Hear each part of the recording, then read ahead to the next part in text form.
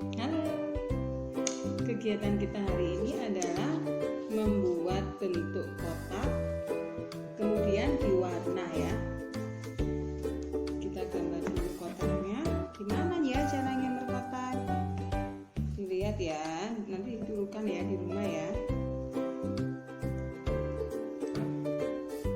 Ke bawah, ke samping, ke atas, ke samping.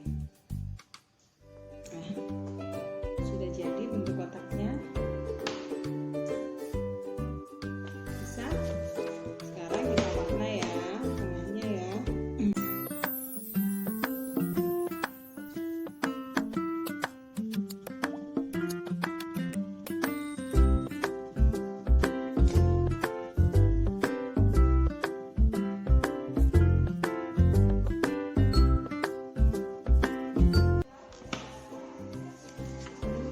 Sudah selesai. Dicoba di rumah ya. Coba menggambar sendiri, mewarna sendiri tanpa dibantu mama ya.